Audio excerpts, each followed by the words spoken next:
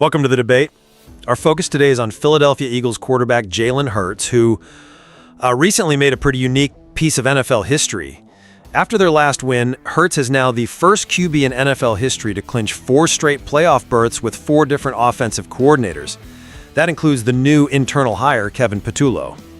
So the central question for us is, does this achievement primarily show Jalen Hurts' rare adaptability and, his individual excellence? Or does it really highlight the strength of the Eagles' organizational structure? I'm going to argue that this is definitive proof of Hurts' singular skill and resilience. Well, I see that, but I'm going to have to disagree that this is mostly an individual feat. Look, it's impressive for sure, but this consistency, it has to be viewed in the context of the Eagles' broader systemic success.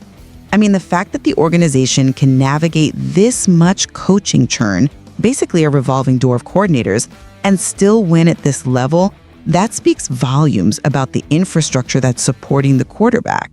My position is really founded on the results he gets despite what is, let's be honest, organizational chaos. Hurts has led this team to incredible highs, right? 2 Super Bowl appearances in 3 seasons. His adaptability is just elite. He keeps winning while facing internal criticism, handling major external adversity, playing through a broken non-throwing finger, and constantly having to adjust to new terminology. And when you look at his peers, the difference is just stark. Hurts has 6 playoff victories since early 2023. A rival like Dak Prescott has 0. That difference, that's the resilient quarterback who consistently produces. I think that assessment, though, it ignores the clear organizational benefit that comes from this instability. Turnover isn't just a burden that Hurts overcomes on his own.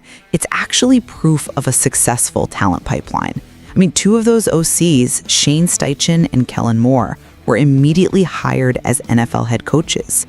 That signals that the scheme and the environment the Eagles are running are highly effective, they're attractive, and they allow multiple offensive minds to succeed. So yes, Hurts is essential, but he's operating within a system that facilitates winning, not one that hinders it.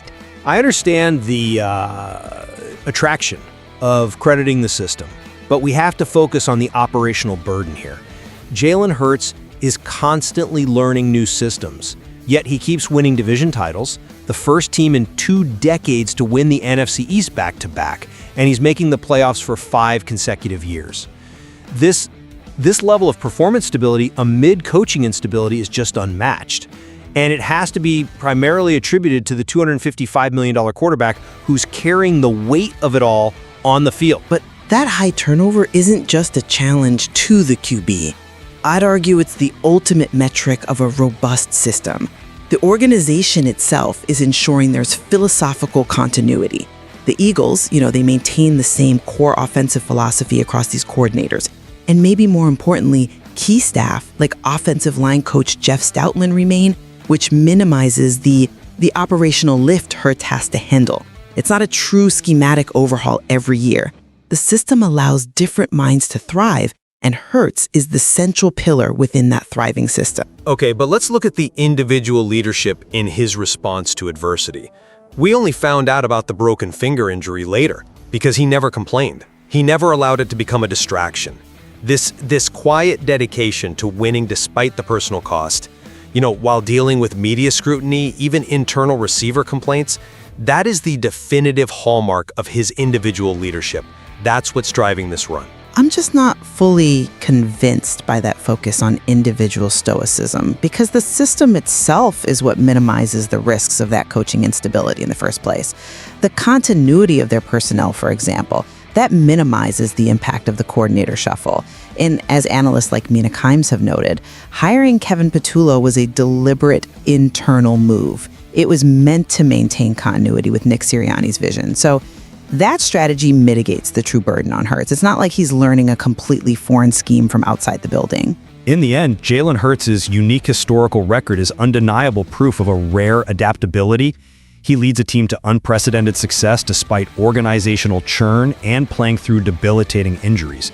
That, to me, defines him as an elite, results-driven quarterback. And while I agree Hurts' role is vital, the ability of the Eagles to consistently produce division titles and playoff berths while their coordinators are being poached for head coaching jobs, Well, that just suggests a powerful organizational framework that enables, and I would say magnifies Hertz performance.